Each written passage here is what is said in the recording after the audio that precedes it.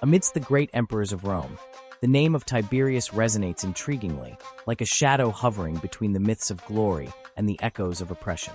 His actions and figure generate an almost irreconcilable division among historians and scholars. For some, he was a silent hero, a ruler who ensured the stability and growth of the empire from the shadows, far from the eyes of the crowd.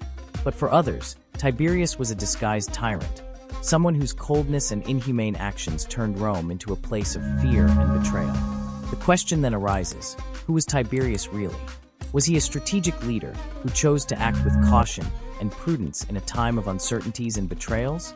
Or was he a product of a system where power was more important than humanity? Were his military victories and political skill genuine, or mere artifices to secure control of a vast and constantly boiling empire?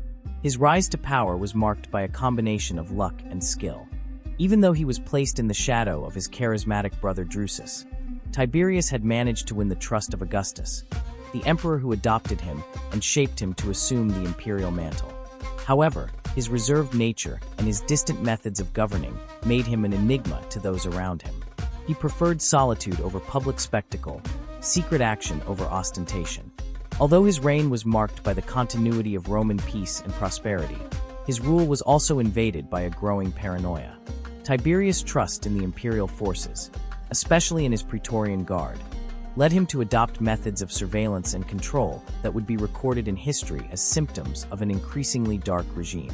The big question surrounding his legacy, which will be answered throughout the history we will explore, is, was Tiberius truly a ruler capable of keeping Rome standing in difficult times, or did he become a victim of his own insecurities, seeking power at any cost, even in the shadows of fear and suspicion? This narrative is not just about a distant emperor, but about the complex choices and dilemmas of a man who found himself at the top of the world, and yet carried the weight of an entire empire on his shoulders. With the empire at his fingertips and history waiting for his mark, was Tiberius really what posterity described him as? Let's dive into Tiberius' legacy, unraveling the layers of power, politics, and psychology of one of the most fascinating and controversial emperors Rome ever knew. Rome, at the end of the 1st century BC, was an empire that, despite its grandeur, was on the brink of collapse. The political scene was a minefield, where betrayals and conspiracies happened in the shadows of the corridors of power. The Roman Republic, which had ruled the known world for centuries, was falling apart under the weight of internal corruption and civil wars, and the empire was taking shape in the figure of an emperor. Tiberius' rise cannot be understood without first contextualizing the political chaos that dominated Rome. The Republic was weakened, divided among powerful factions fighting for absolute control. Great names like Julius Caesar and Pompey had left their mark, but also sowed the seeds of instability. When Caesar was assassinated in 44 BC, the empire seemed adrift, and the struggle for power between Mark Antony and Octavian, later Augustus, dragged on until the young Octavian emerged victorious. It was under the aegis of Octavian, who would become Augustus, that Rome began its transition into an empire. But this transition was not easy. Augustus knew that to secure his position, he needed strategic allies, and it was in this pursuit that he became close to Livia Drusilla, a woman whose influence would be crucial not only for his own rise, but for that of her son Tiberius. Tiberius was born in 42 BC, the son of Livia and Tiberius Claudius Nero, a member of the Roman aristocracy. His childhood and youth were marked by the presence of his mother, Livia, who, more than any other figure in his life, would impart the most important lessons about power, loyalty, and the complex political dance of Rome. Livia, with her cunning and ambition, knew that the rise of Augustus to the throne would not be the end of the struggle for power, but rather the beginning of a new chapter, and her son Tiberius would play a key role in this game. While Rome struggled to adapt to the new imperial model, Tiberius grew up in an environment of constant political tension. The empire needed stability, but also men of trust. Augustus, seeing the potential in the young Tiberius, began preparing him for the responsibility of leading Rome. Thus, Tiberius' path was set. Amidst intrigues and alliances, he would become a central figure in Roman politics, but not without first facing the challenges of an empire in transformation and a mother whose ambition seemed limitless. Ancient Rome was changing, and with it, Tiberius' fate was being sealed. The political instability that marked the days of Rome would be the fertile ground in which Tiberius would rise. first as an ally of Augustus and eventually as the successor the empire both feared and needed. The story of Tiberius cannot be told without highlighting the crucial role his mother, Livia Drusilla, played in his rise to power. She was no ordinary woman in ancient Rome. Intelligent, strategic, and with unwavering ambition, Livia knew that to secure a bright future for her son, she needed to ally herself with the most powerful figure in Rome, Octavian, the future Augustus. And it was through marriage that this alliance was sealed, a union that would forever change Tiberius' destiny. Livia, born into a family of Roman aristocracy, was married to Tiberius Claudius Nero, but the circumstances of Rome at the time called for radical changes. Octavian, after the death of Julius Caesar, had become the most influential leader in Rome, but knew he needed a wife who represented stability and political legitimacy. That's when Livia came into the picture. She was married to a man who, at the time, was a political rival of Octavian, but her intelligence and charm quickly won the future emperor over. Livia's marriage to Octavian, in 38 BC, was not just a loving union, but a shrewd political move that united two of Rome's most powerful families. But there was a price. To marry Octavian, Livia had to divorce Tiberius Claudius Nero, Tiberius' father, creating a rift in the family. However, this decision showed how far Livia was willing to go to secure her son's rise. She became a key player in Roman politics, establishing a network of alliances that would secure Tiberius' future, even though the price of this ascent was the breaking of her own family ties. Livia's figure was not just that of a submissive wife or a mother concerned with her son's future. She was a woman of great influence and political skill, who knew exactly how to maneuver through the turbulent waters of Rome. When Octavian adopted Tiberius as his son, he wasn't just creating a family bond. He was, in fact, preparing Tiberius to be the future emperor, placing him under his tutelage and ensuring that by his side there would be a clear and reliable line of succession. However, Tiberius' adoption was not a simple or popular decision. Many saw it as Octavian's attempt to ensure that his own children would not be threatened by Tiberius' growing ambition. On Tiberius' side was his mother's skill at navigating Rome's complex political game, but also the fact that the empire was on the brink of transition. The stability of Rome depended on the choice of the right successor, and Octavian knew he could only trust a man over whom he had complete control, his adopted son Tiberius. Thus, Livia's marriage to Octavian was not just a union of two hearts, but a strategic alliance that cemented Tiberius' rise to power. The seeds of the future emperor were planted in a marriage that, behind the golden doors of the imperial palace, represented much more than love. It was the guarantee of the continuity of a dynasty that would transform Rome forever. Tiberius' childhood was not marked by moments of peace or comfort. Born in 42 BCE, he grew up in a turbulent period when the stability of Rome was being questioned and the great figures of the empire were playing their last cards in a war for supremacy. The son of Livia Drusilla and Tiberius Claudius Nero, a man politically aligned with the opponents of Octavian, Tiberius was already immersed in a world of political tensions from a young age. His father and mother were torn between love for the family and the power games unfolding in Rome's highest circles. However, the true challenge for Tiberius was not just the chaotic environment surrounding him, but the dominant figure of his mother, Livia, a woman whose control over circumstances and political alliances was unmatched. As the Roman Republic dissolved and ambition took over the emerging empire, Livia, with her sagacity, realized that her son could be the key to securing a position of power for herself and her family. Tiberius, still young, was shaped by this strategic vision of his mother, and although at first glance he seemed to be just another piece in Rome's complex intrigues, his upbringing could not have been more different from other young men of the Roman nobility. Growing up in the shadow of his mother, Tiberius received his first lesson on how power worked, but he was also subjected to the uncertainties of his future. He was not the direct son of Octavian, the emperor shaping Rome under his rule, but he knew that his position in the line of succession was always at the mercy of his mother's moves and imperial politics. The rivalry between Tiberius and his brother Drusus, who was always more charismatic and popular, also shaped his youth. Drusus was the brother everyone saw as the Roman hero, the fearless and charismatic soldier, while Tiberius seemed to keep his distance, more restrained, a man who knew how to play the game without drawing attention to himself. Although the Rome of the time was a city of soldiers, senators, and gladiators, Tiberius, in his youth, was more of a spectator than an active participant in the political battles surrounding his family. His real education took place behind the scenes, observing the empire's politics and listening to the conversations and conspiracies that passed through the halls of power. His mother, Livia, handled everything and manipulated relationships with a skill that left deep marks on Tiberius' formation, teaching him that loyalty, when well applied, could become a powerful tool. While Tiberius had the potential to become a leader, he was not the type of man who stood out in public. He was not an eloquent speaker like Caesar, nor did he possess the bold charisma of his brother Drusus. But beneath this quiet facade, Tiberius absorbed everything happening around him. His education was marked by preparation for a changing empire, and he knew that his rise would be more strategic than exciting, more calculated than natural. But who was Tiberius really, behind the mask of the calculating politician and strategist immersed in Rome's complexities? What did he truly desire for himself? For Rome? These questions were forming as he grew, shaped by his environment and the influence of his mother Livia. The empire and Tiberius' future were about to change forever, and his youth, though contained and overshadowed by others, would be the foundation upon which he would build his empire. When Tiberius turned 17, Roman politics were in full turmoil, but it was also a time of opportunities for those willing to enter the arena.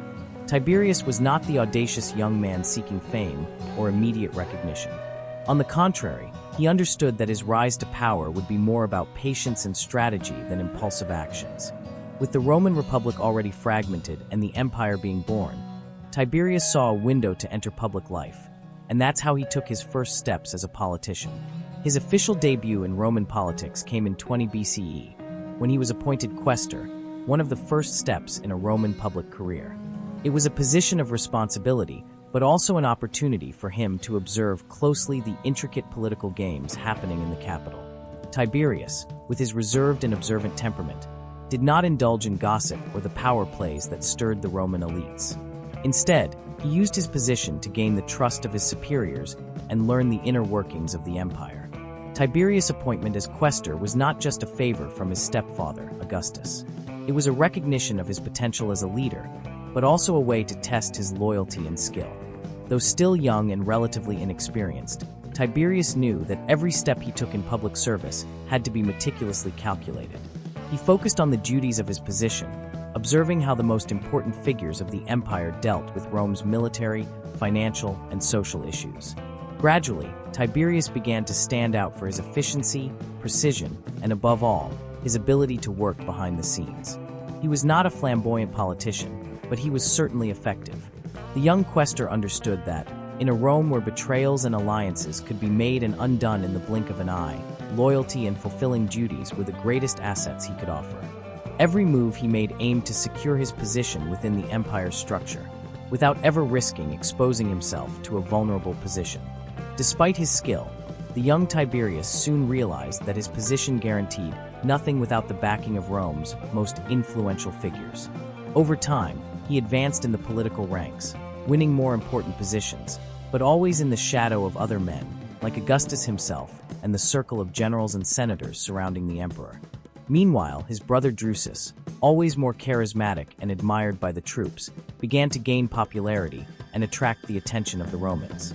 This dynamic created a silent tension between the brothers, with Tiberius being increasingly pushed to prove his loyalty, but also his competence. However, Roman politics was a game of survival, and Tiberius knew how to play with cunning, without making a fuss.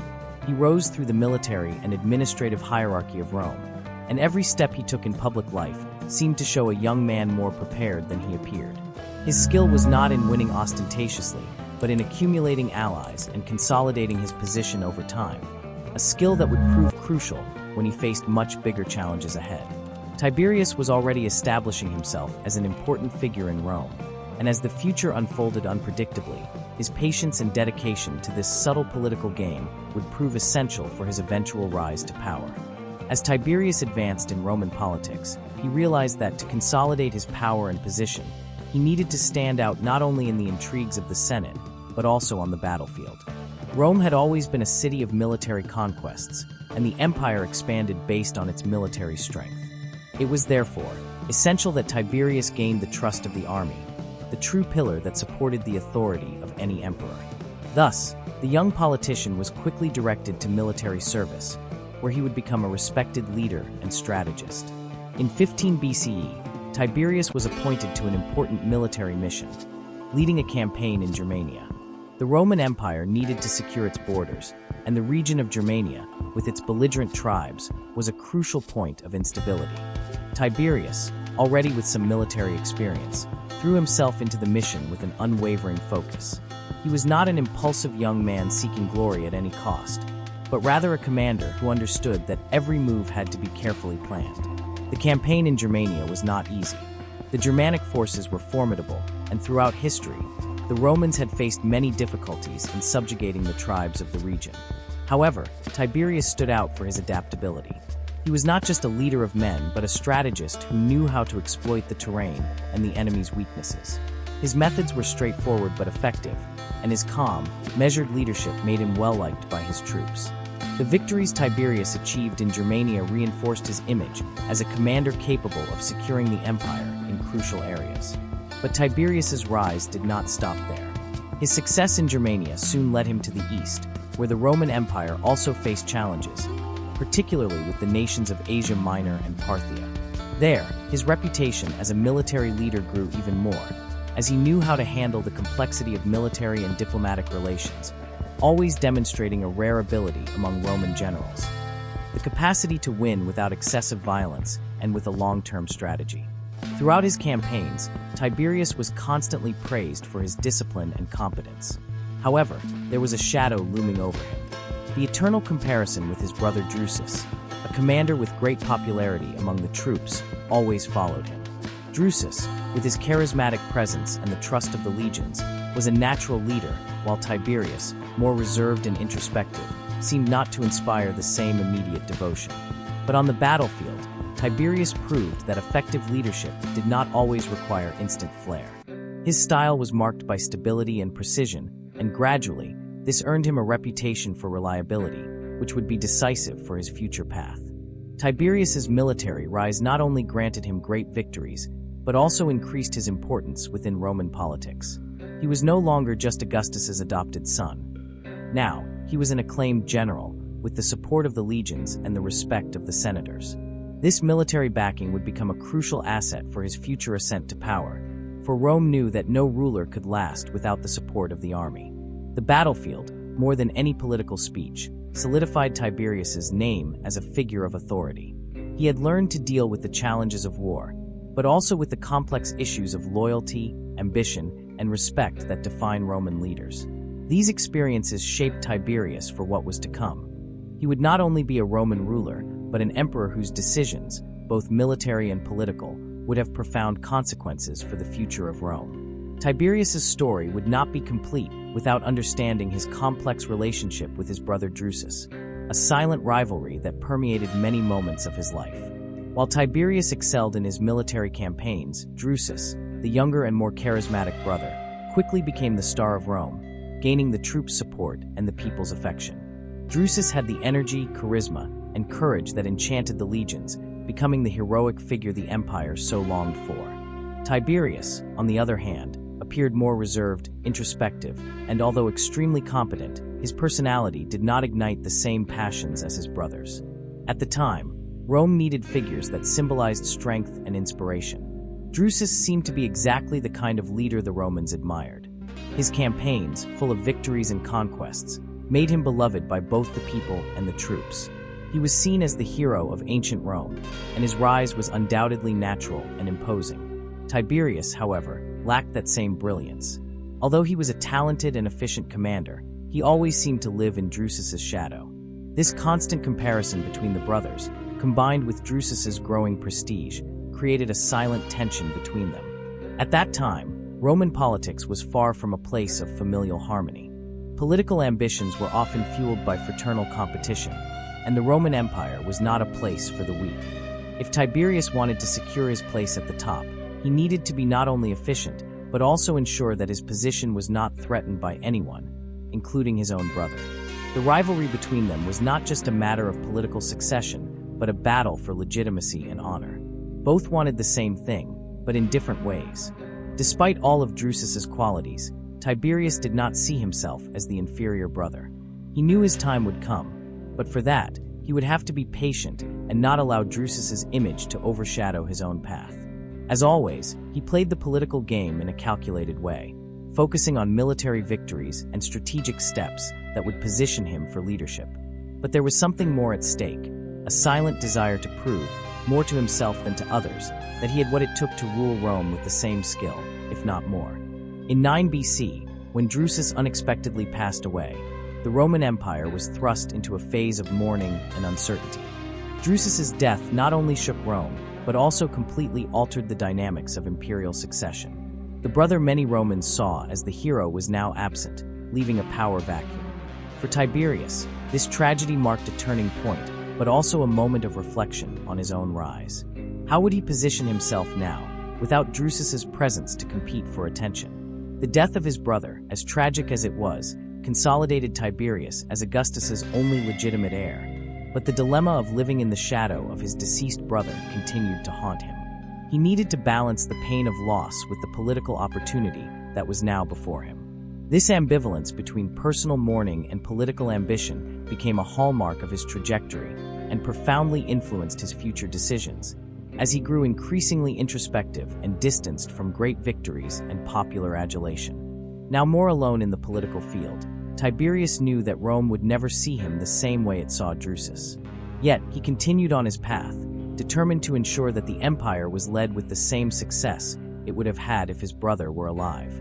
Thus, he entered a new phase of his life, not only as a respected military leader, but as someone beginning to take control of Rome's future, even though, deep down, he was still haunted by the silent rivalry that had been imposed on him.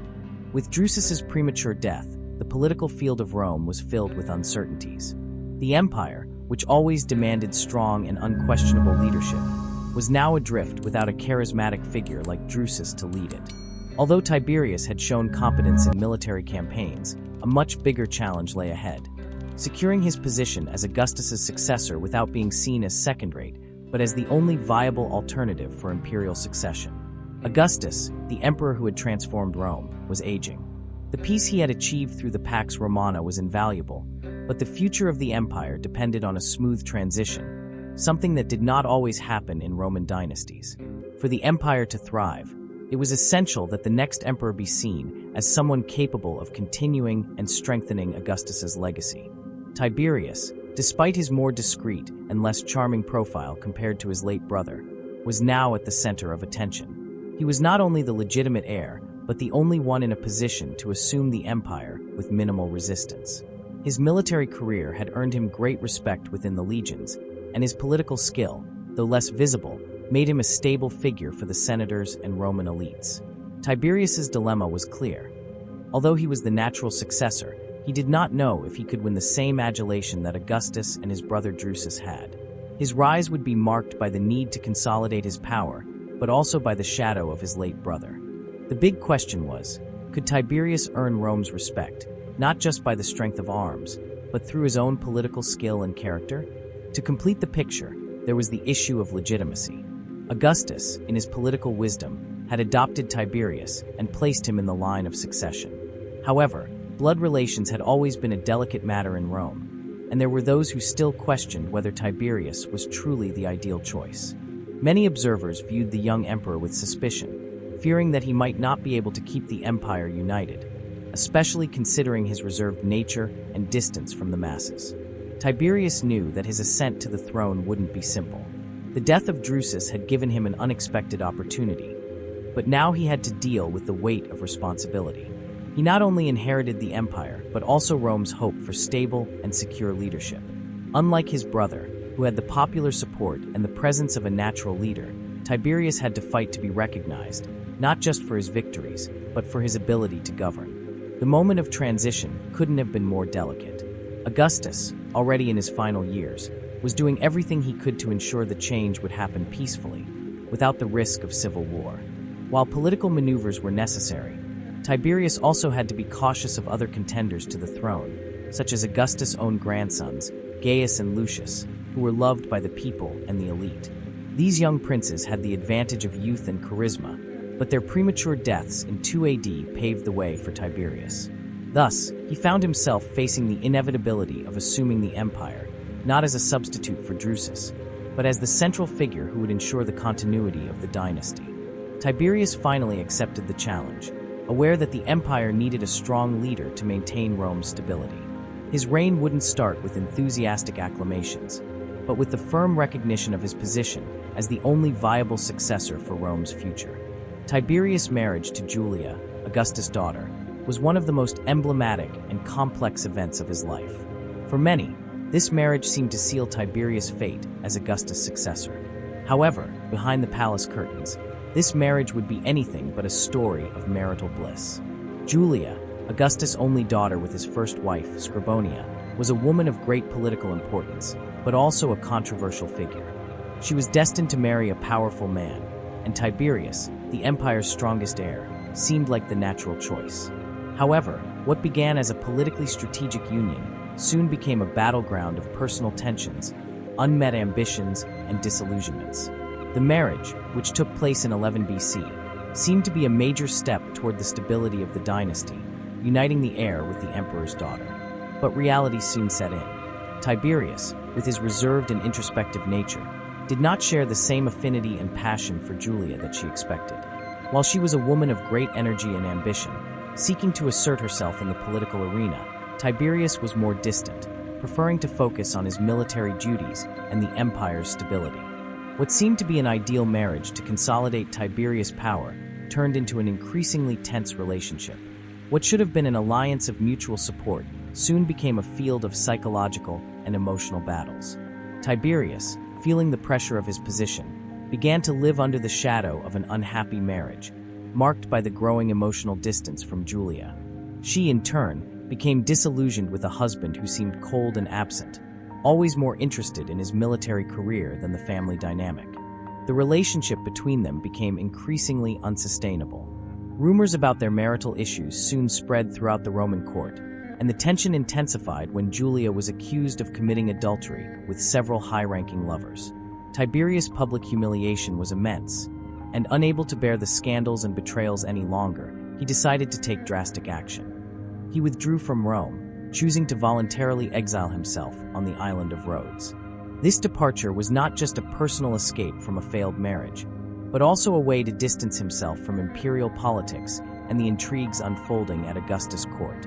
While Roman politics was filled with betrayals and broken alliances, Tiberius' exile marked the beginning of a phase of reflection and solitude.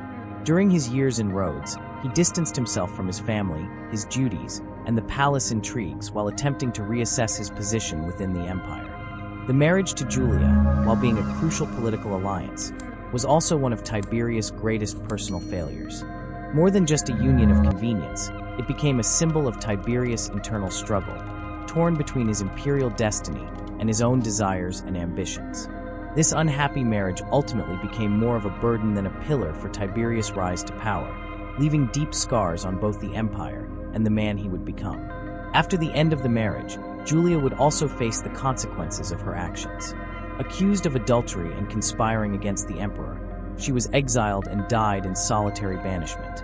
Tiberius, after years away from Rome, returned to the empire, not only as the legitimate heir, but as a man shaped by personal losses and painful choices, ready to take his place as Rome's leader, even if his relationship with the empire and his own family was more tense than ever.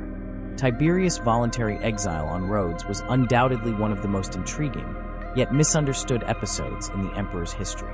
After an unhappy marriage to Julia and growing dissatisfaction with imperial politics and the Roman court, Tiberius made a decision that seemed irreversible: to step away from Rome and live away from power games, intrigues, and the expectations that had always pressed upon his life.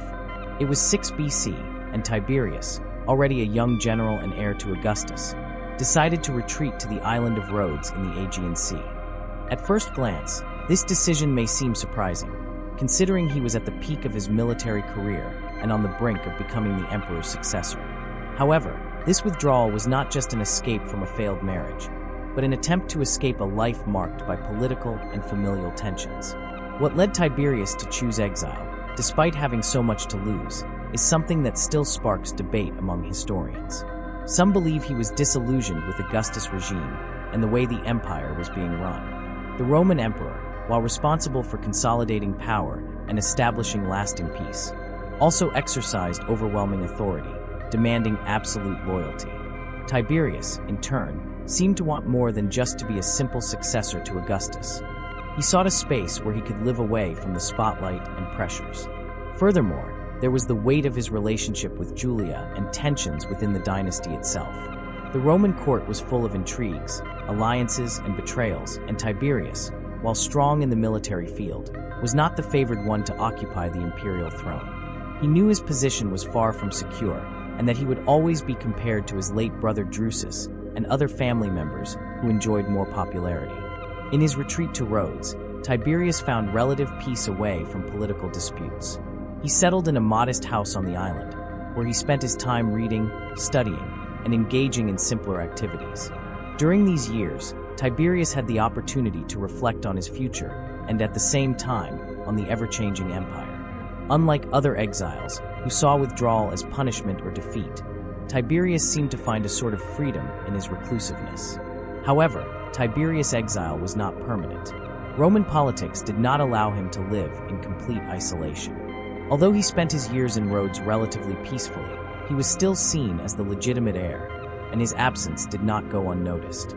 Meanwhile, Emperor Augustus continued to strengthen the empire and take measures to ensure stability after his death. Finally, the death of Augustus' grandsons, Gaius and Lucius, paved the way for Tiberius' return to Rome, bringing with him a mix of reclusiveness and renewed responsibility. Tiberius would return from Rhodes not only as Augustus' heir, but as a transformed man.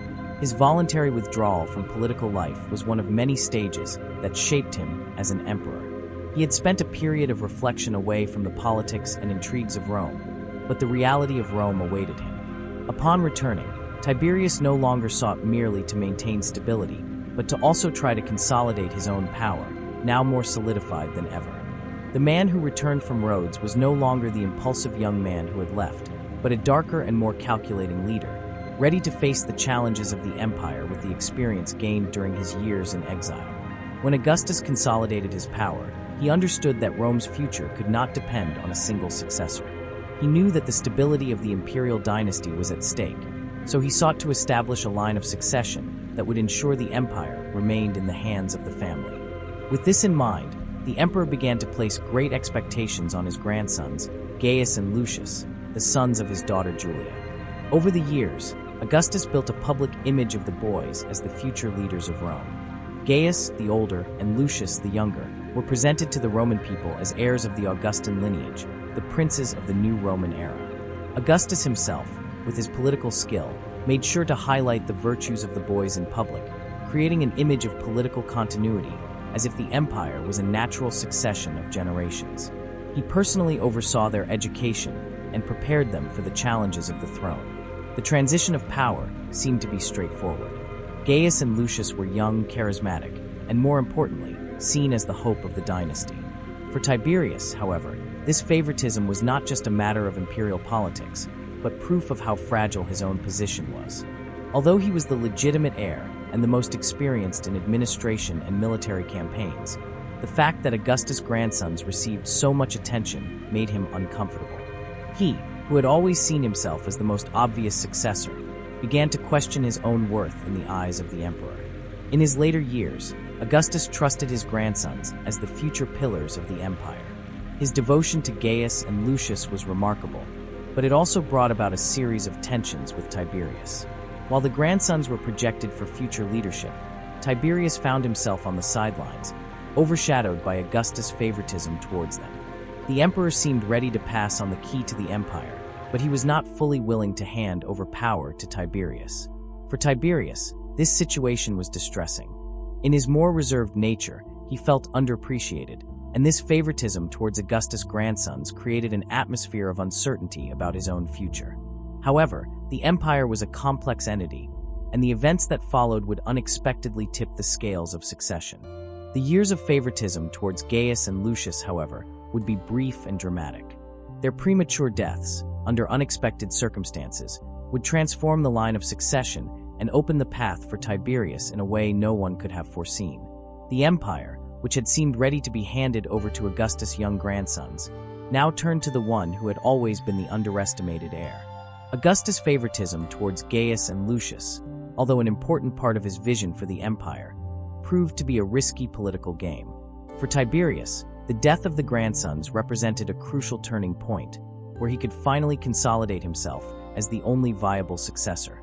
The politics of the Roman court, always fickle and unpredictable, once again showed how the fate of an empire could change in the blink of an eye.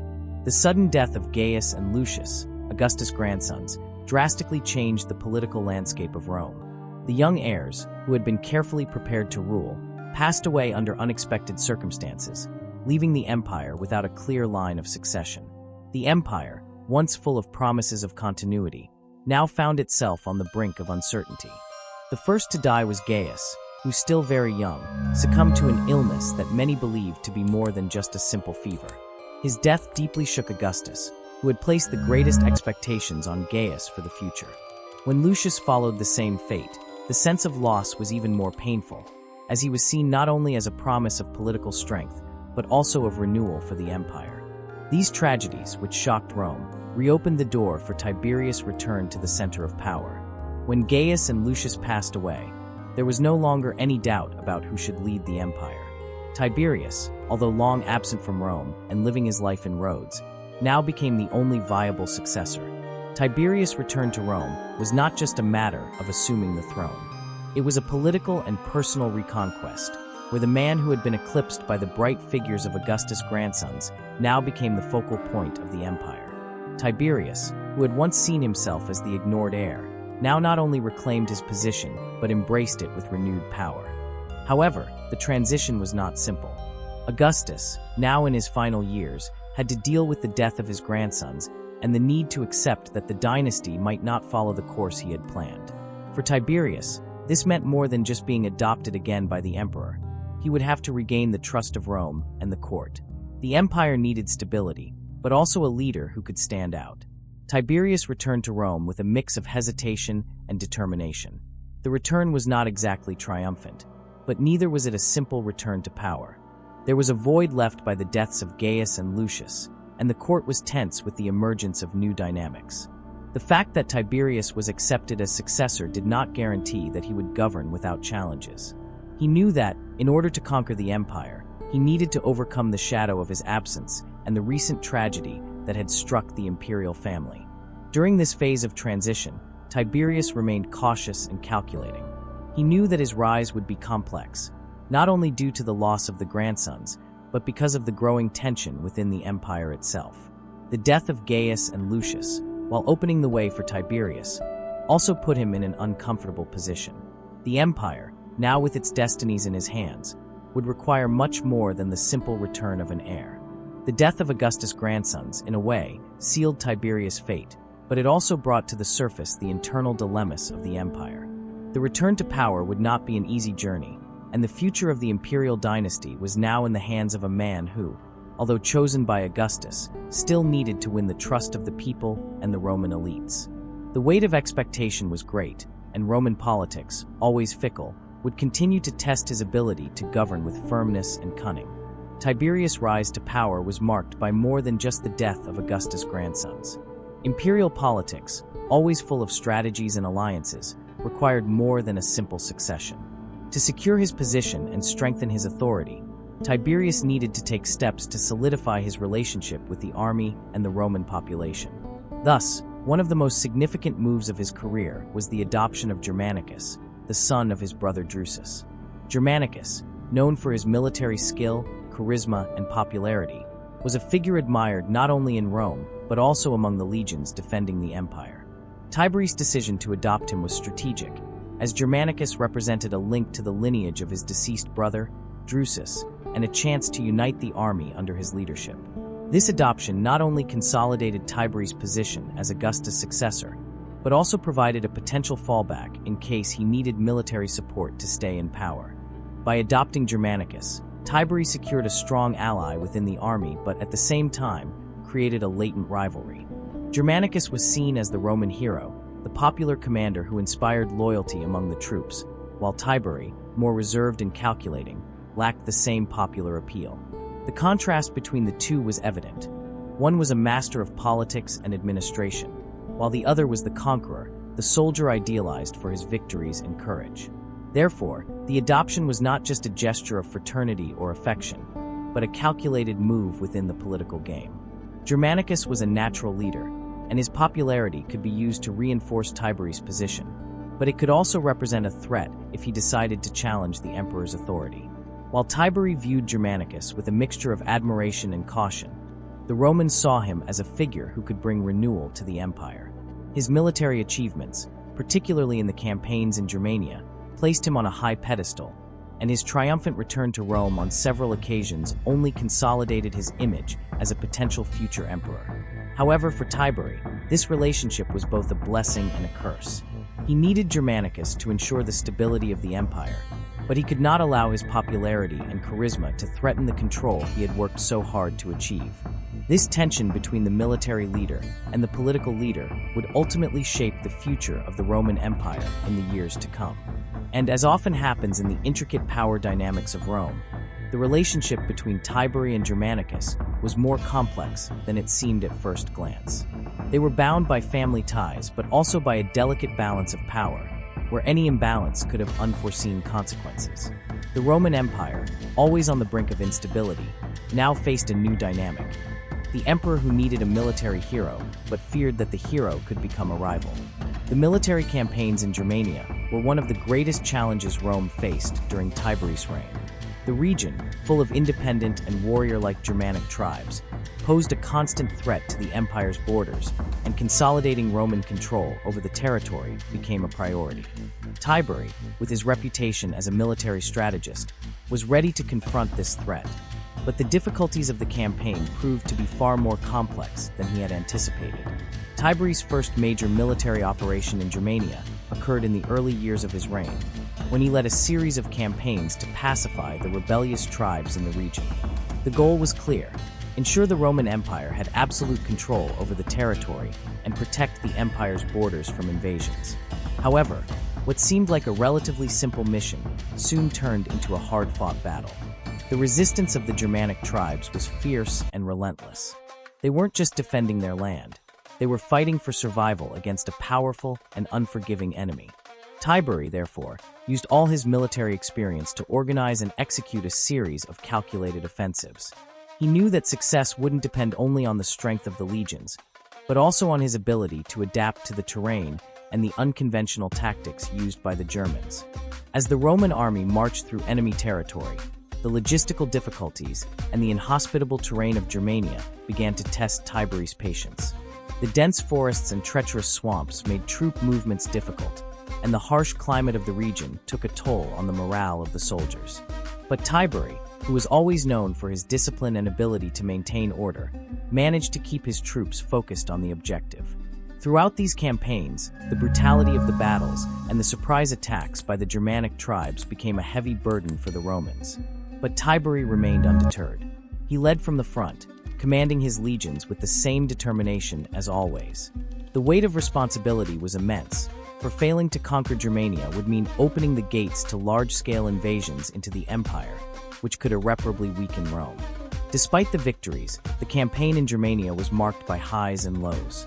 Even though Roman control was established in various regions, the Germanic tribes remained a constant threat, always ready to rise up against the invaders. The human cost of these campaigns was also high, with numerous casualties among the Roman soldiers. Nevertheless, Tiberius, unshaken, pressed forward, maintaining stability within the empire even in the face of the suffering of his troops. In the end, the military campaigns in Germania solidified Tiberius' image as an unbeatable military leader, but they also exposed the limitations of Rome in maintaining absolute control over distant and untamed lands. Even though the Romans managed to establish a significant presence, Germania remained a region of constant instability. Tiberius, however, knew that victory wasn't just about conquering lands, but about ensuring that Rome was not challenged. His success in Germania solidified his reputation as one of Rome's greatest military commanders, but it also served as a reminder that the empire needed a balance between military and political strength to ensure its survival. The echoes of the battles in Germania would resonate for a long time, reminding Tiberius that although victory had been achieved, the cost of keeping the empire united and secure was immeasurable. In the vast Roman Empire, the stability of the provinces was a crucial issue for Tiberius' rule. However, in 6 AD, a series of tensions culminated in one of the greatest internal challenges of his reign, the Pannonian Revolt. The province, located in modern-day Hungary and Croatia, was vital for the security of the empire's borders, and the insurrection that arose there threatened not only Roman dominance, but also the trust of the people and the army in Tiberi. The revolt was triggered by a combination of factors, including the dissatisfaction of the Roman troops with their service conditions, the heavy tax burden imposed by the imperial administration, and the resentment of the local populations, who felt oppressed by the Roman military presence. The legions stationed in Pannonia, which were supposed to be the stabilizing force, found themselves involved in a series of confrontations with the Roman rulers.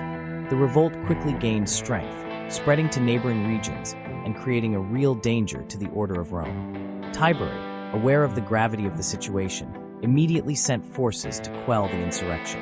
He relied not only on his own command, but also on the skills of his generals, who had already demonstrated great competence in previous campaigns.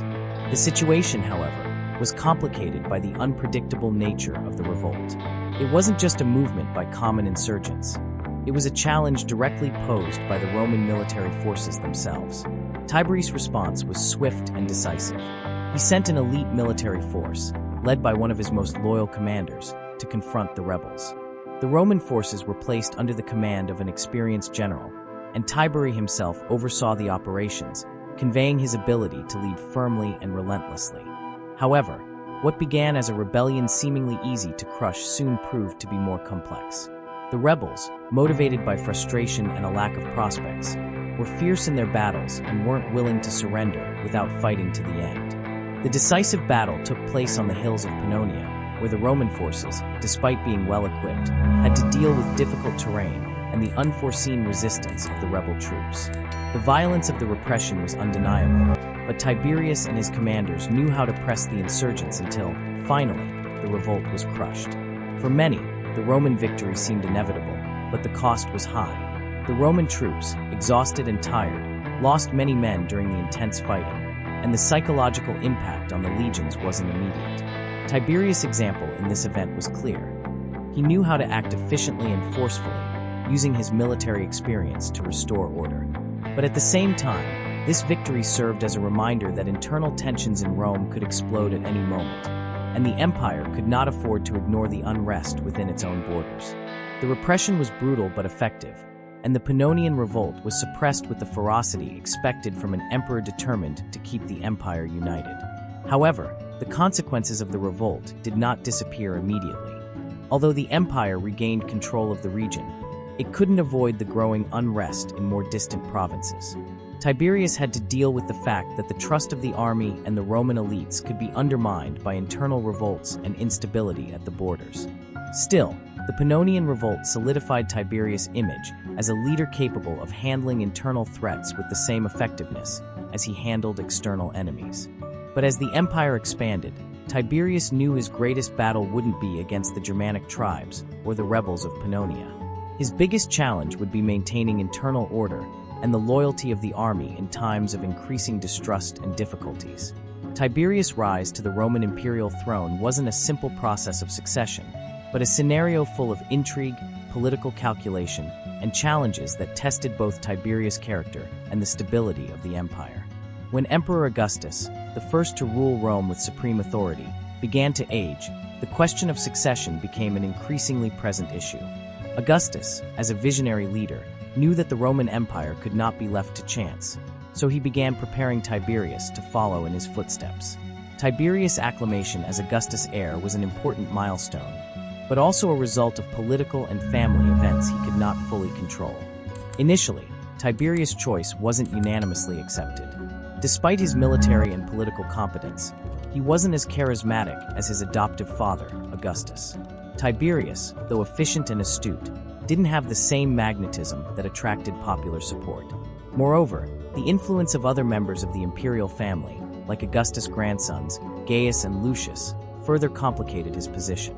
However, the deaths of Augustus' grandsons, Gaius and Lucius, created a vacuum in the succession, and it soon became clear that Tiberius would be the only viable successor. Popular support and the backing of the army, essential allies for any Roman ruler, began to consolidate in his favor. Tiberius' military victories in the campaigns in Germania and Pannonia, where he had demonstrated his skill as a commander and his loyalty to the empire, were decisive in solidifying his image as Augustus' legitimate heir. When Augustus finally recognized Tiberius as his official successor, the public acclamation was a moment of great symbolism. The transfer of power between them wasn't marked by a bloody struggle or a civil war, which was highly desirable in such a vast and unstable empire. Tiberius was hailed as the new emperor, and his ascension was met with a sense of relief and continuity, as the empire would not have to face the turbulent times of a contested succession. The calm and peaceful nature of this transition was a reflection of Tiberius' political skill, but also of the external circumstances that forced him to accept this fate. However, what seemed like a peaceful succession was not without its challenges. Augustus' decision to pass the scepter to Tiberius didn't free the new emperor from internal intrigues and tensions. On the contrary, Tiberius' rise to power brought conflicts within the court and among the Roman elites. Many who had supported Gaius and Lucius, now dead, viewed Tiberius with suspicion, seeing him as someone who had surpassed his rivals through their deaths, rather than through popularity. Not to mention the questions about his own legitimacy, as he hadn't been Augustus' first choice, and in fact, had been the last to be adopted. Still, Tiberius knew how to gain the crucial support of his military allies, and his ability to keep the army on his side was essential for his acclamation.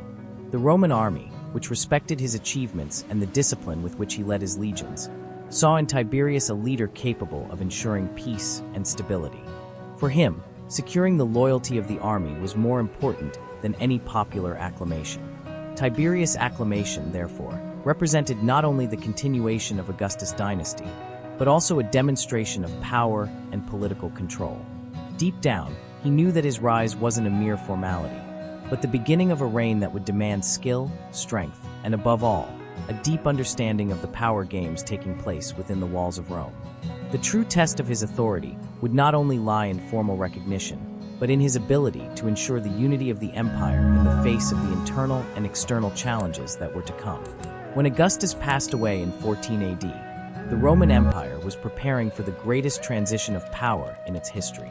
The emperor had founded a dynasty that, over the years, had consolidated the Pax Romana, but the true test for the empire would come with the death of its leader. Until that moment, the Roman Empire was a complex and highly centralized political machine, and the question hanging over everyone was, who would take up the mantle of leader?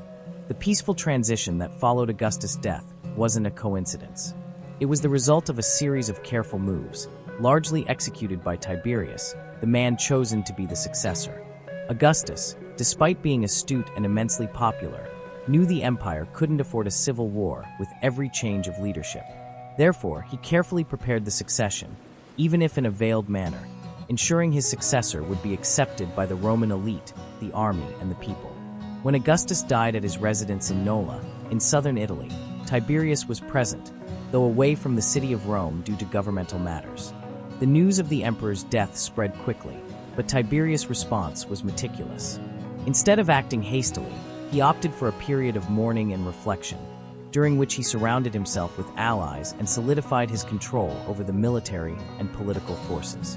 Unlike many of his predecessors, Tiberius didn't try to consolidate power immediately through fiery speeches or promises of great reforms.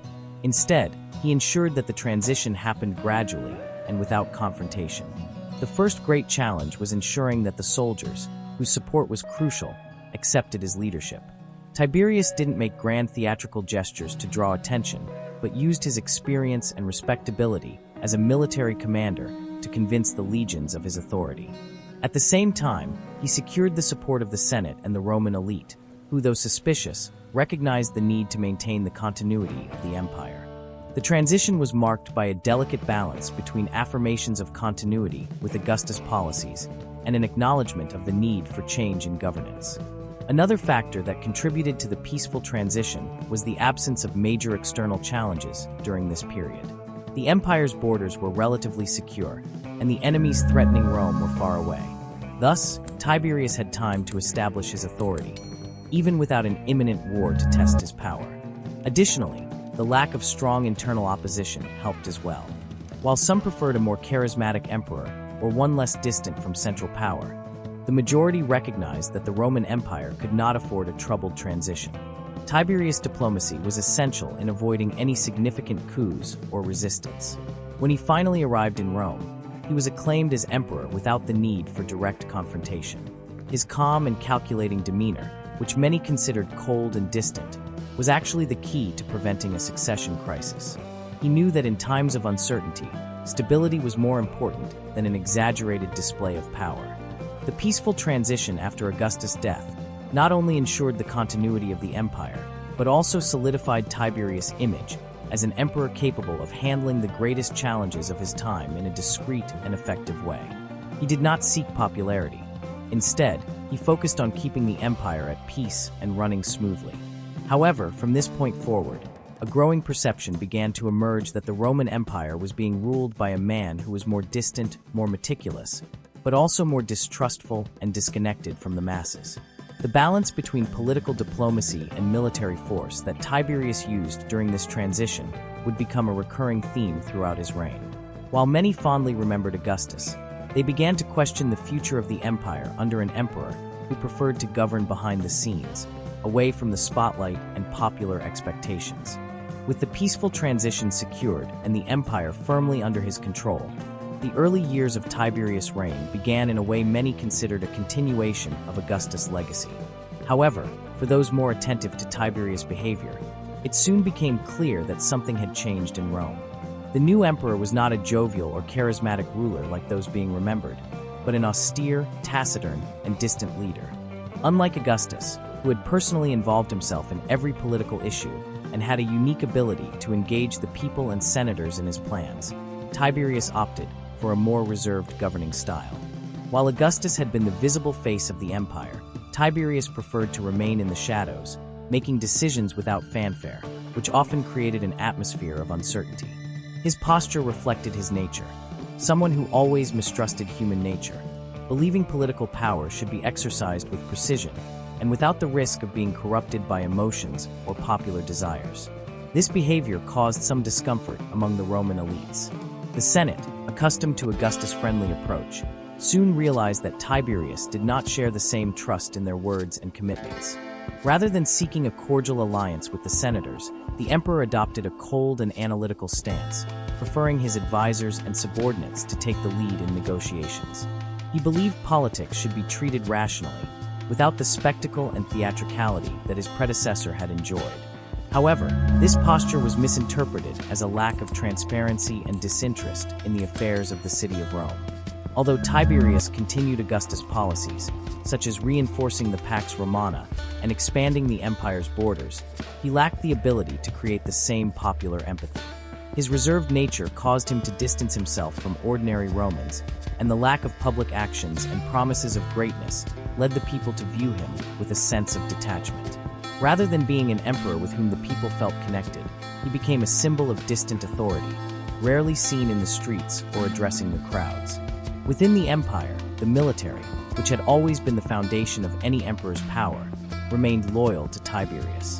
However, internal challenges began to accumulate as the emperor struggled with his own uncertainties and the resistance of political figures who missed the personal warmth Augustus had provided. The difference in leadership style became evident, and Tiberius soon found himself forced to make concessions in certain areas.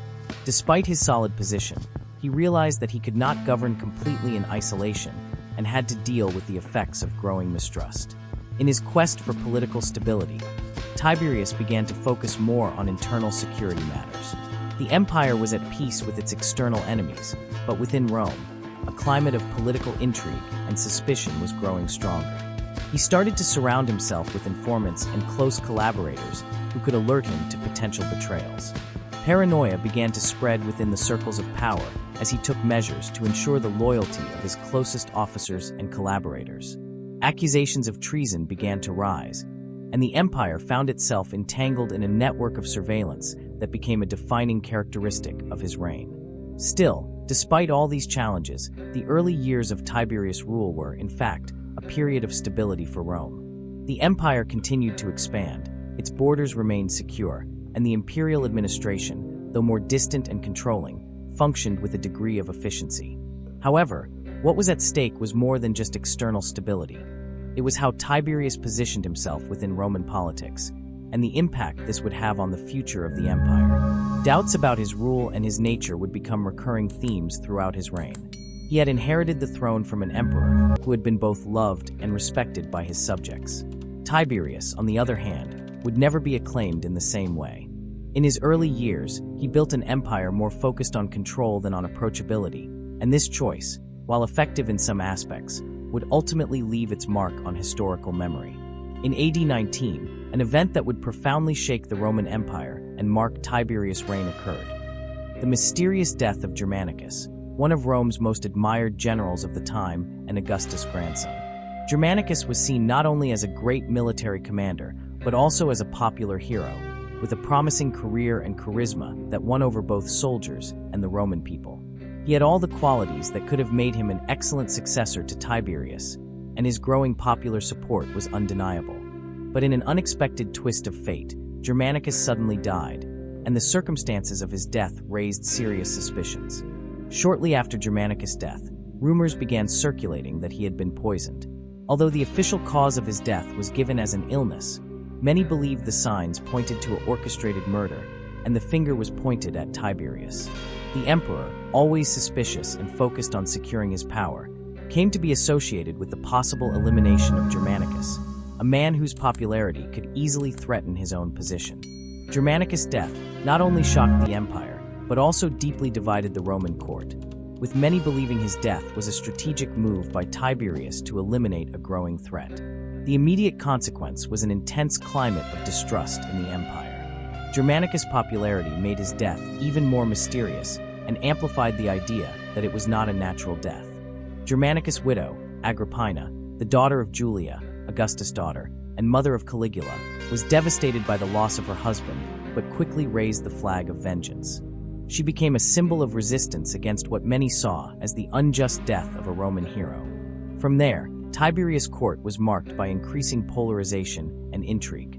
Furthermore, the Roman people, suspicious of the emperor's actions, saw their trust in the Roman institutions shaken. The impact of Germanicus' death was twofold. On a personal level, the loss of one of Rome's most prominent military leaders was a blow to Tiberius' dynasty, as Germanicus could have easily become the favorite to succeed the emperor. Politically, the death raised questions about Tiberius' methods of governance. Many began to associate him with a ruthless and even tyrannical regime, willing to eliminate any threat to his power. Even though the poisoning accusations were never officially confirmed, the mystery surrounding Germanicus' death continued to haunt the Roman court, creating an atmosphere of paranoia and distrust that would linger in the years to come. The years following Germanicus' death saw a growing paranoia in the Roman Empire, and Tiberius, already naturally suspicious, adopted a policy of relentless control to maintain his authority. The death of his popular potential rival had exacerbated the emperor's tendency to isolate himself more and more from Roman society.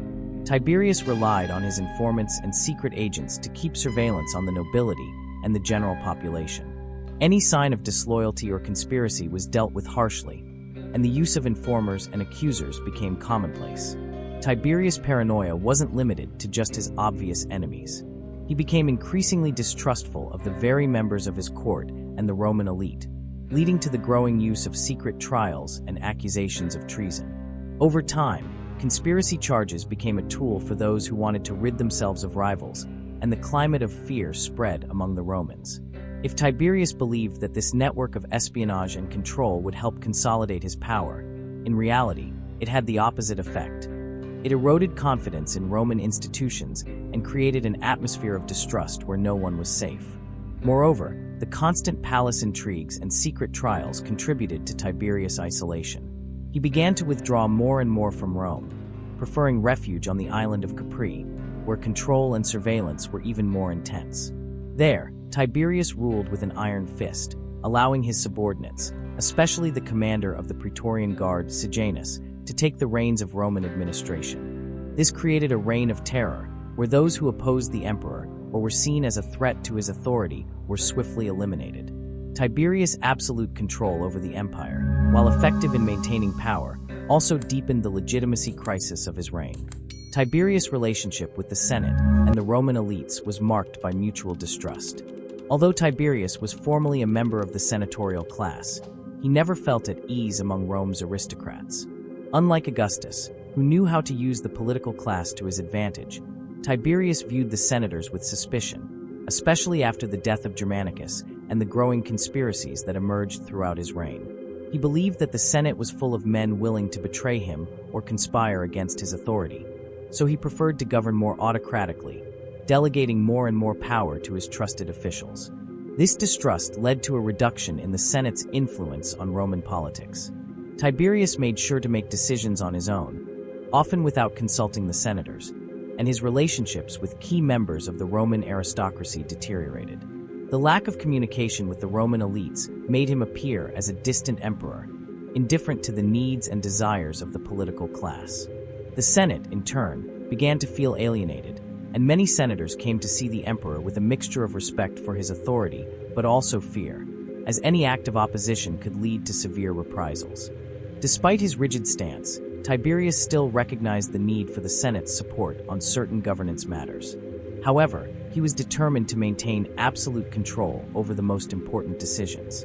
The lack of a closer and more cooperative relationship with the Senate ultimately became one of the greatest weaknesses of his reign. While he sought to govern efficiently, Tiberius' distancing from the Roman elites contributed to a growing disillusionment with his rule, making him more and more isolated and paranoid. In the final years of his reign, Tiberius withdrew to the island of Capri, a location that at first glance seemed to be a peaceful retreat, but in reality became the center of a distant and increasingly authoritarian government. Tiberius' decision to withdraw from Rome and isolate himself in Capri was not just an act of escape from political pressures, but also a reflection of his growing disinterest in the intrigues and conspiracies that marked political life in Rome. While the empire continued to thrive, the emperor preferred to leave the administration of the empire in the hands of his most loyal officials, especially his commander of the Praetorian Guard, Sejanus. On Capri, Tiberius lived in almost total seclusion. His interactions with the outside world became limited and, from afar, seemed increasingly controlled and manipulated by those to whom he entrusted power. Sejanus, who had already gained great influence, became practically the regent of the empire, making the most important decisions while Tiberius remained detached, leading a secluded life on his island. Tiberius' absence in Rome led to an increasing centralization of power in Sejanus' hands, which created an atmosphere of terror and abuse of power.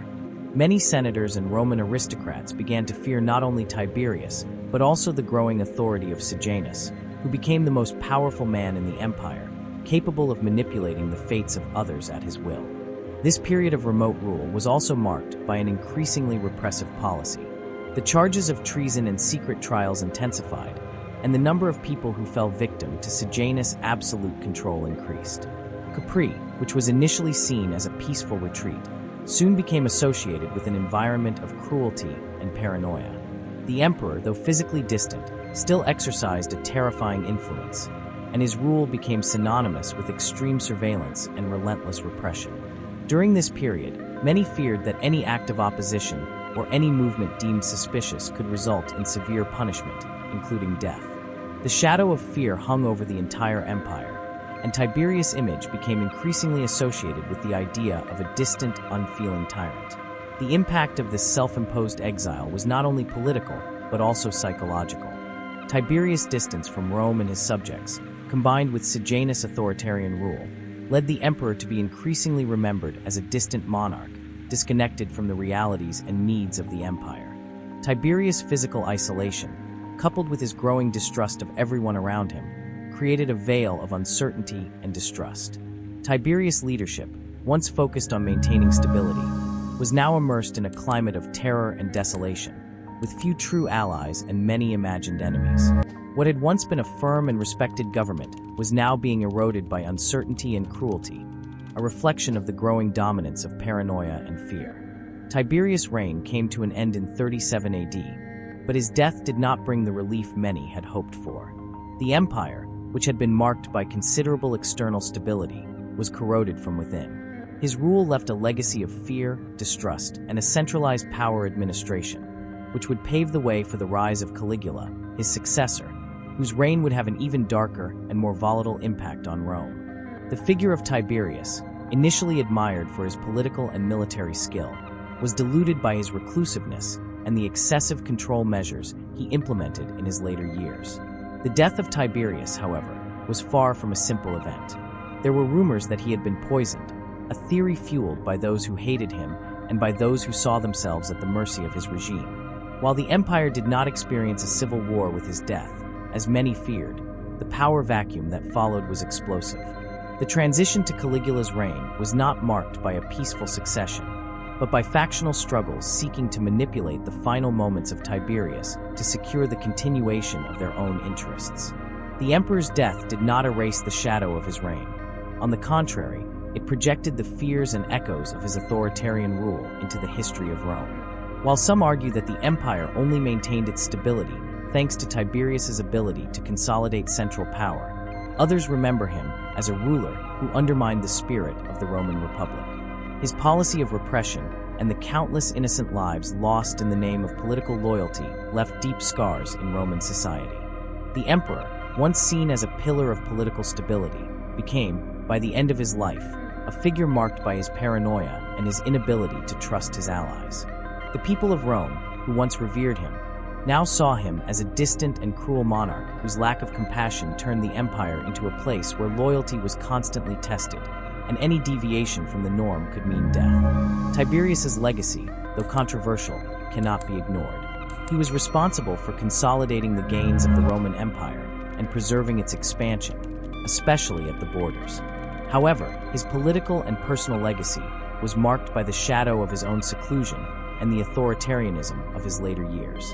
When he died, Tiberius left an empire that, while immense and seemingly stable, was vulnerable to the forces of corruption, abuse of power, and institutionalized violence.